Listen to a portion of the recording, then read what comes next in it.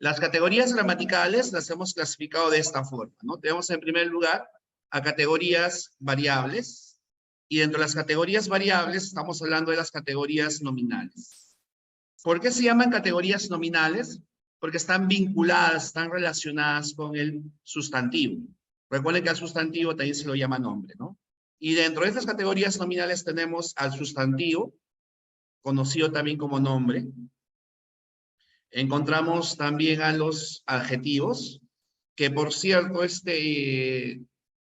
qué día tenemos la recuperación? El jueves, ¿no? El jueves tenemos la recuperación de este tema, ¿no? El adjetivo, ya me he olvidado. Luego tenemos los determinantes y pasamos a hablar sobre los pronombres ahora. Vamos a hablar sobre los pronombres. Son las 4 categorías nominales. Con esto estaríamos cerrando esta parte. En la siguiente sesión hablaríamos de uno de los temas más importantes, más nucleares, que es el verbo. Ya, a ver, empecemos con el pronombre. El pronombre es una categoría gramatical, es un tipo de palabra que podríamos decir variable. Variable porque presenta accidentes gramaticales, ¿no? Tiene género, tiene número, pero además presenta persona, ¿no? Género, número y persona. El pronombre es la única categoría gramatical nominal que presenta persona. Y la persona se va a vincular con el verbo, ¿no? Porque el verbo también presenta persona. Cuando hablamos de persona, recordemos que hablamos de la primera persona, que es el emisor, la segunda persona, que es el receptor, y la tercera persona, que sería de quién o de qué se está hablando. Sintácticamente, el pronombre reemplaza las funciones del sustantivo.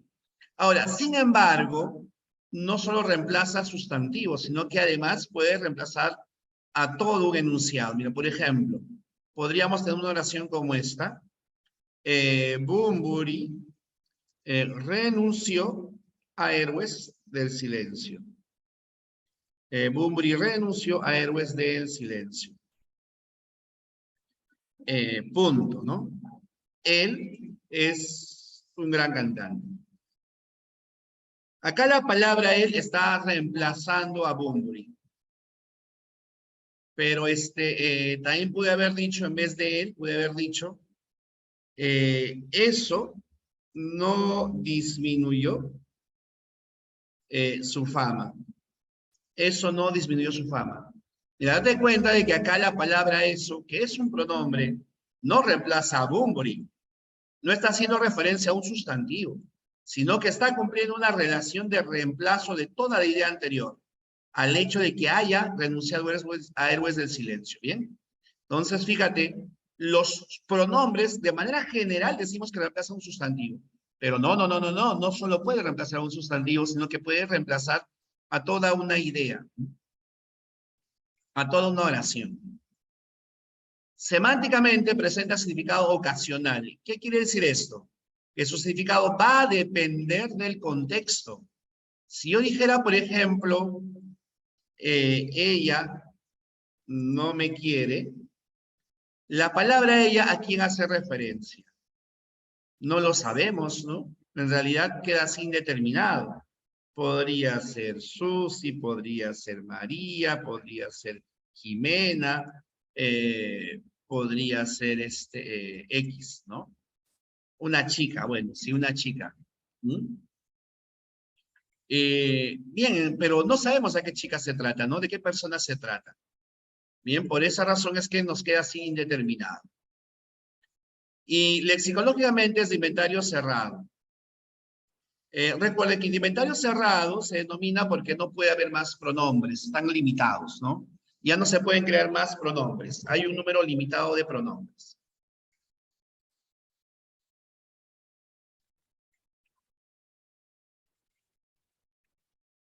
En cuanto a la clasificación de los pronombres, tenemos a los pronombres, pero antes de hablar de la clasificación de los pronombres, ¿ya? Antes de pasar a este grupo del tipo de pronombre, tenemos que hablar de otra cosita más. Una cosita más. Ups. Ya. Estábamos aquí. A ver, un segundito.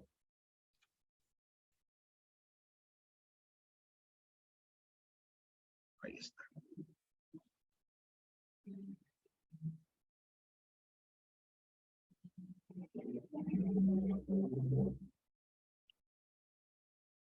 Ya. Vamos a hablar de la clasificación de los pronombres. Y ahí luego les agrego algunas cosas. A ver, tenemos en cuanto a la clasificación, tenemos a los pronombres personales. Se llaman pronombres personales aquellos pronombres que sirven para reemplazar al sustantivo que está, que nos indican las personas que intervienen en la conversación. Y en toda conversación intervienen tres personas gramaticales. La primera persona, que es la que habla, ¿ya? La segunda persona, que es la que escucha, y la tercera persona, que es a quien se dirige nuestra habla, ¿no?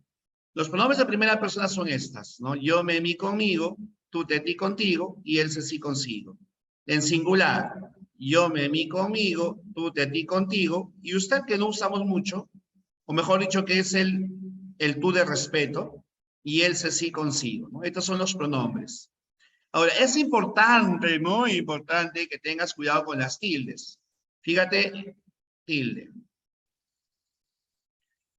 Si no le pones tilde a mí, deja de ser un pronombre, se convierte en un determinante. Lo mismo pasará con tú, si no le pones tilde a tú, deja de ser un pronombre, ¿no?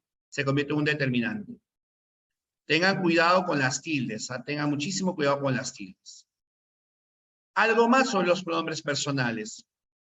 Estos pronombres personales pueden ser clasificados en átonos, ¿ya? Y tónicos, átonos y tónicos. Los pronombres átonos también son llamados clíticos.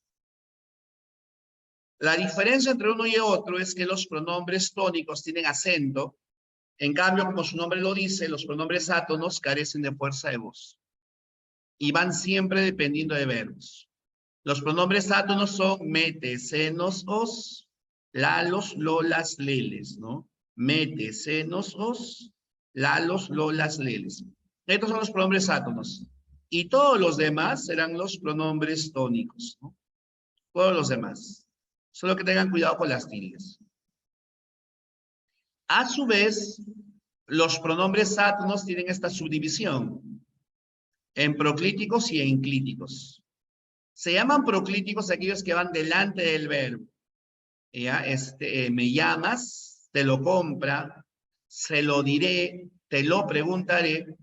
Y los enclíticos van pegados al verbo. Llámame, cómpratelo, recuérdamelo, regrésaselo, ¿ya? Perdónala, olvídala.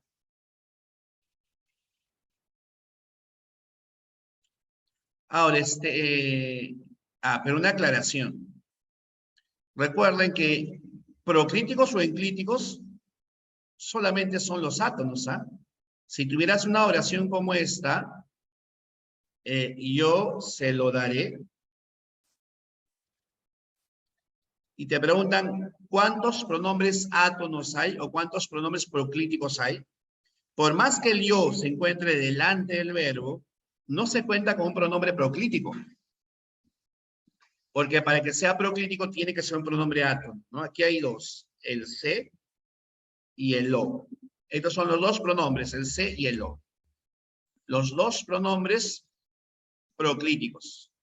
Recuerden, para que sean proclíticos solamente pueden ser mete, senos, os, lalos, lolas y leles. No son los últimos.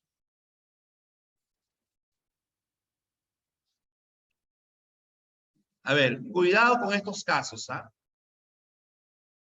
Todos los verbos terminados en asteíste, anota esto, apunta, para que no te confundas. Todos los verbos terminados en asteíste no tienen pronombres enclíticos. Cualquier verbo que acabe en asteíste no tiene pronombres enclíticos, ¿ya? Y también los verbos que acaban en mos. Los verbos acabados en asteíste,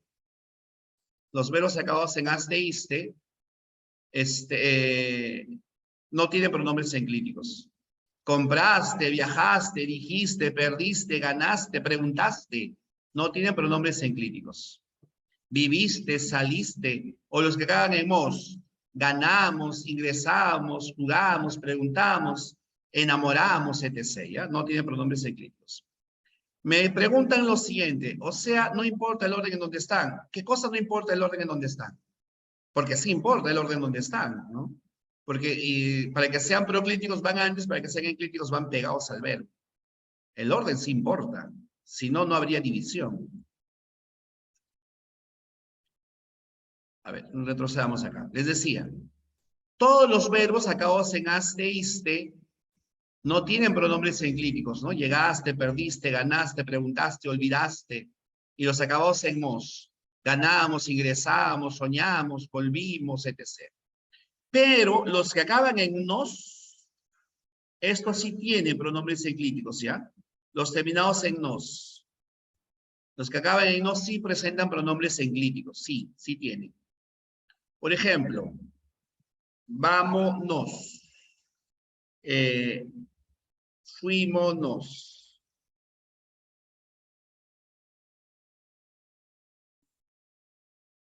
¿Ya? Sí tienen pronombres enclíticos. Los terminados en mos. En nos. No confundas los que terminan en nos, N-O-S, con los que acaban en mos, M-O-S, ¿ya? Los que mos no tienen y los de nos sí tienen. Ahora, otra división de los pronombres es esta. De los pronombres en general, pronombres personales. A estos casos, ya se les llama así, casos del pronombre.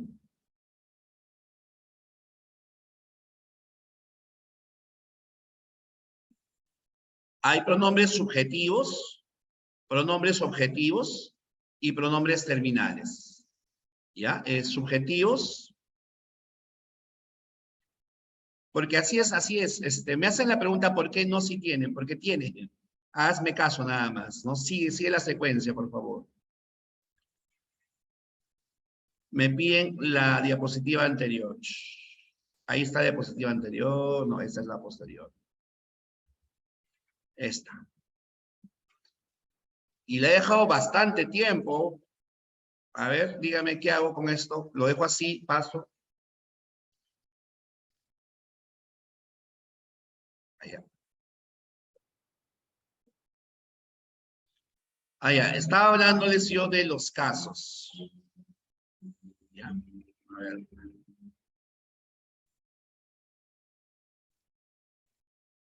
Tenemos pronombres subjetivos, pronombres objetivos y pronombres terminales.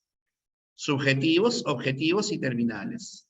Como se pueden dar cuenta, ¿ya? Los objetivos, ¿ya? Los objetivos son todos los pronombres que hemos llamado átonos. Un ratito, un segundito. A ver, mejor lo voy a completar acá para no confundirnos. ¿Ya? Acá lo completo mejor.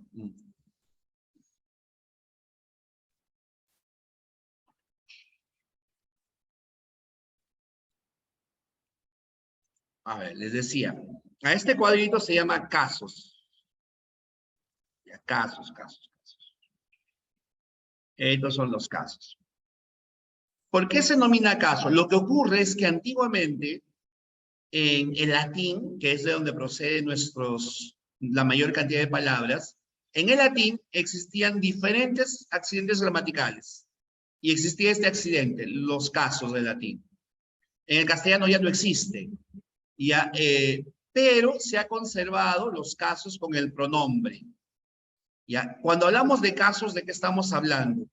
Estamos hablando principalmente de funciones que va a desempeñar el pronombre dentro de la oración.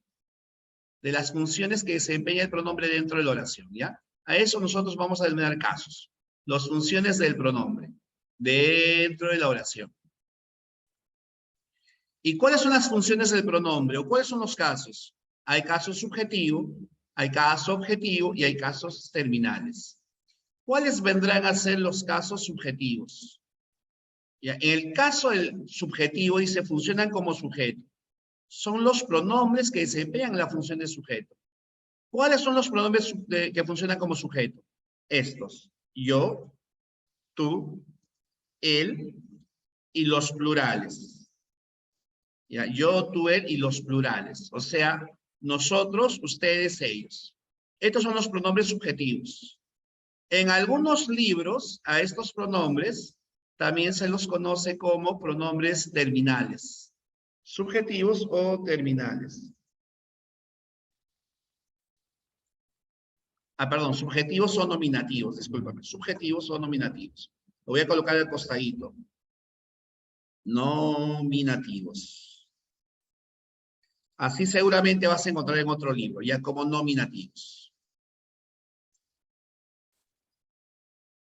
Les había mencionado que los objetivos son todos aquellos pronombres que desempeñan la función de pronombres átonos.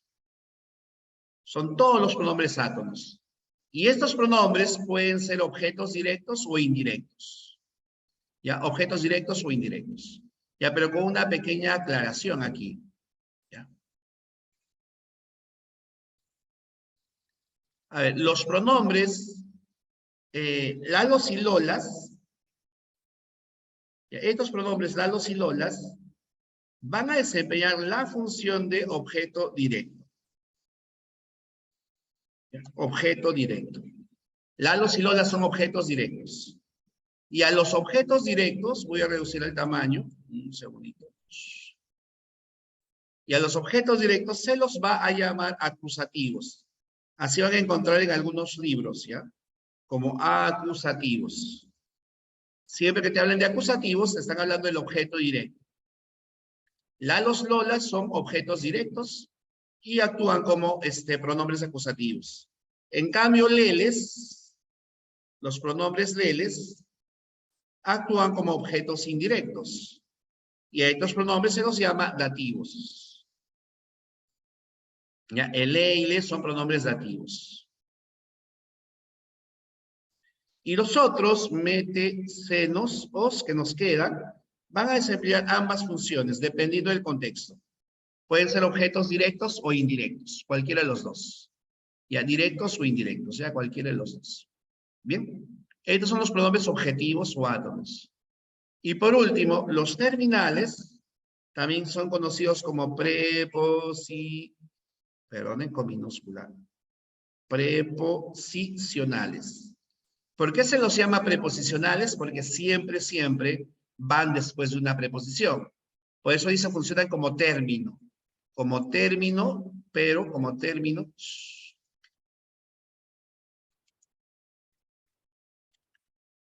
Como término de preposición, ¿ya? Como término de preposición. ¿Por qué como término de preposición? Porque siempre van después de una preposición.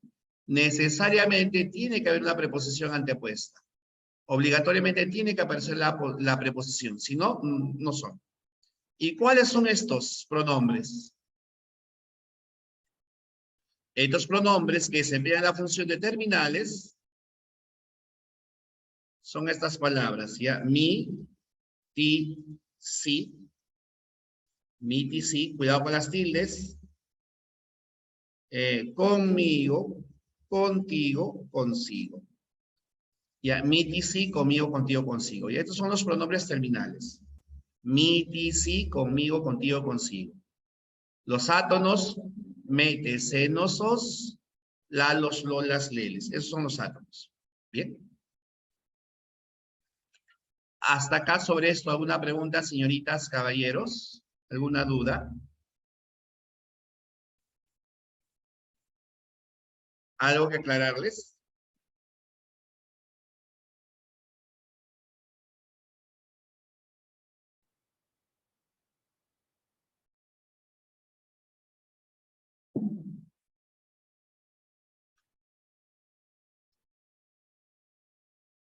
Ya, todavía nada, ¿no? Ya, muy bien. Sí, los terminales son mi, ti, si, conmigo, contigo, consigo. Mi, ti, si, ahí está, lo puedes ver. Mi, ti, si, perdón. Mi, ti, si, conmigo, contigo, consigo. Estos son los terminales. Mi, ti, si, conmigo, contigo, consigo. Los átonos, me, te, se, nos, os, lalos, lolas, leles, ¿no? Mete, senos, sos, lalos, lolas, leles. Y los subjetivos, yo, tú, él, nosotros, ustedes, ellos, ¿no? Esos son. Recuerden que estos casos se refieren a las funciones que van a desempeñar estas palabras dentro de la oración.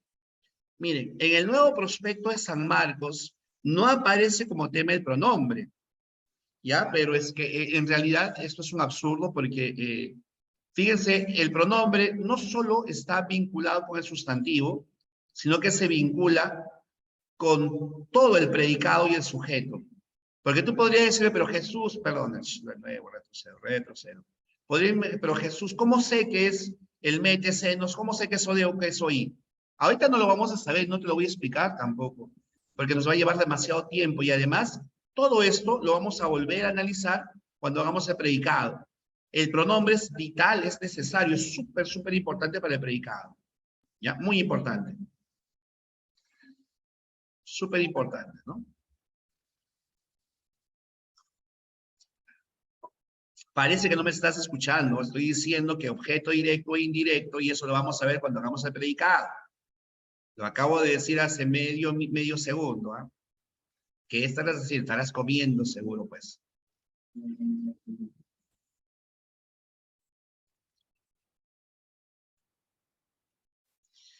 Bien. Luego tenemos a los pronombres posesivos.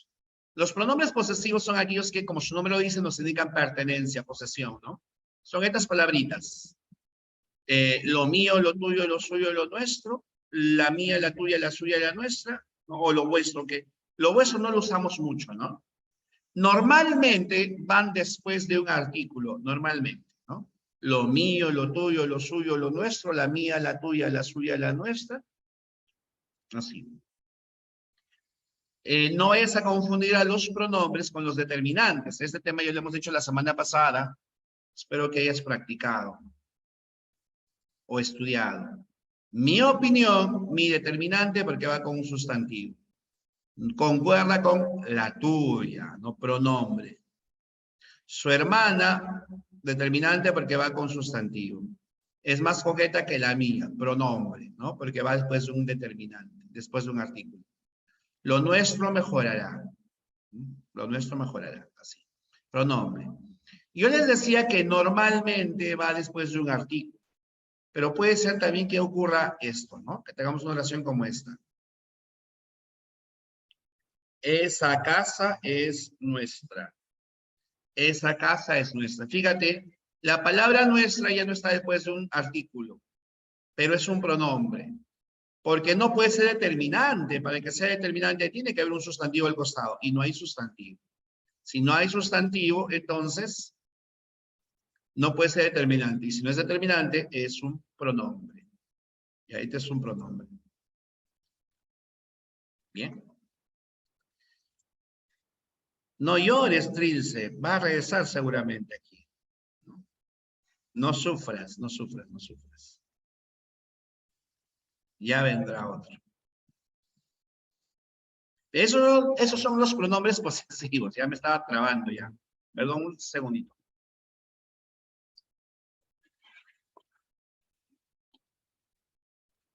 Salud. Luego tenemos a los pronombres demostrativos. Los pronombres demostrativos son los que nos indican distancia. Ese se fue con otra. Aquel te dejó primero. Este ya no te ama. Así. Igualito. Ya, estos son los pronombres demostrativos. Este, ese, aquel. Esta es aquella. Estos, esos, aquellos. Bien, así. Fíjate, este caramelo, caramelo, es mejor que ese. Como está modificando un sustantivo, determinante. Como no modifica ningún sustantivo, pronombre. Si modifica un sustantivo determinante, si no modifica a un sustantivo, pronombre. ¿Bien? Fíjate, este tema no interesa a aquel. Este, como va con sustantivo, determinante.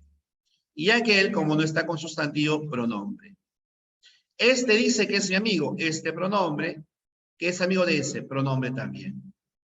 Eso es caro, pronombre también, ¿ya? ¿Por qué son pronombres? Porque no modifican a sustantivos, ¿no? Si estuvieran modificando a sustantivos, serían determinantes. Una aclaración, algo que no salió por acá. Dentro de los pronombres demostrativos, hay demostrativos neutros, ¿ya? ¿A qué llamamos neutro? Llamamos neutro a aquel pronombre que no está ni en masculino, ni en singular, ni en femenino, ni en plural, ¿no? O sea, es neutro. Y son tres. Esto, eso y aquello. Esto, eso y aquello. Ya son los pronombres neutros. Si yo digo, esa me dejó, esa pronombre femenino, ¿cierto? Pero esto me molestó, esto no es no estamos hablando de un varón, no estamos hablando de una mujer, no está en plural, no está en singular, simplemente es neutro. Pero ojo, así como están. Si los pluralizaras, dejaría de ser neutros, ¿ya? Tienen que estar necesariamente así, obligatoriamente así, sin plural. Sí, necesariamente así como está.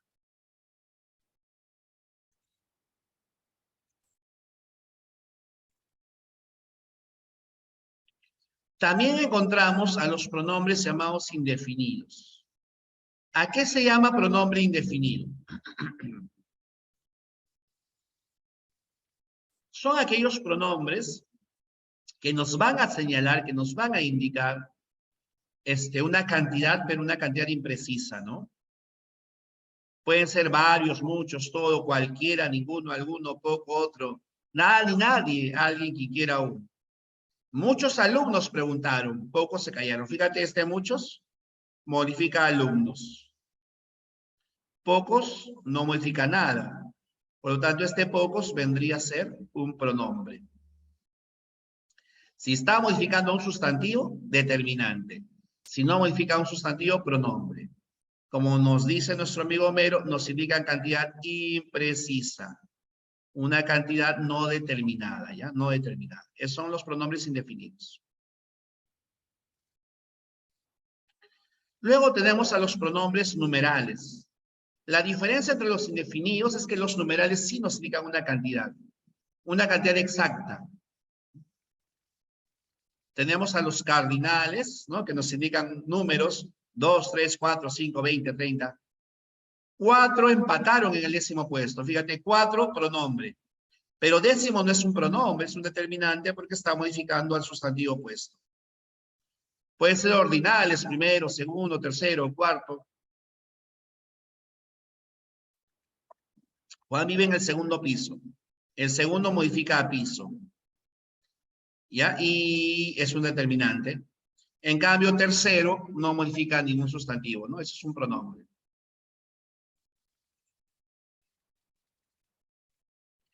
Tenemos a los partitivos, que son medio, tercio, cuarta, ¿no? Solo recibió un dosavo, ¿no? Pronombre. Pero si dijeras un dosavo, una dosava parte, ahí sería un determinante. Lo importante es que no modifiquen a sustantivos. Y los múltiples, doble, triple, cuádruple, quíntuple, sextuple, 3 concursantes obtuvieron el doble, pronombre. Si hubiéramos dicho 3 concursantes obtuvieron doble sueldo, determinante. Recuerden, no deben modificar a sustantivos. No deben modificar a sustantivos. No deben modificar a sustantivos. Porque si estuvieran modificando a sustantivos, se convertirían en determinantes. A ver, me dicen la diapositiva anterior. La diapositiva anterior.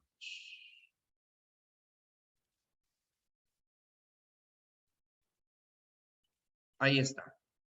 Esa es la diapositiva anterior. ¿Alguna consulta?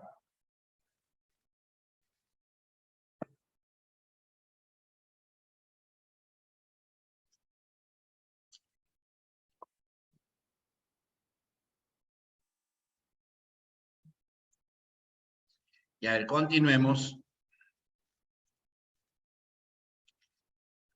Tenemos también a los pronombres llamados relativos. Pronombres relativos. ¿A qué se denomina pronombre relativo?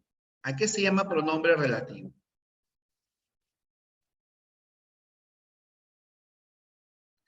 Ya, se denomina pronombre relativo a aquel pronombre que no nos indica, que no nos señala algo exacto.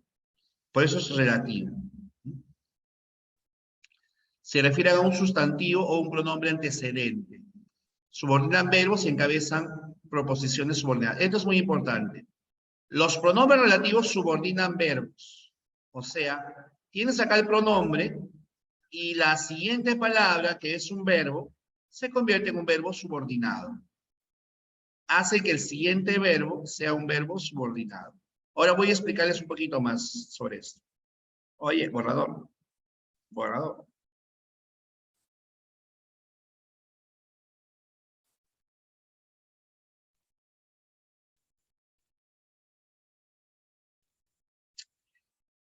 A ver, miren, por ejemplo, si dijéramos, yo le dije que regrese temprano. Yo le dije que regrese temprano.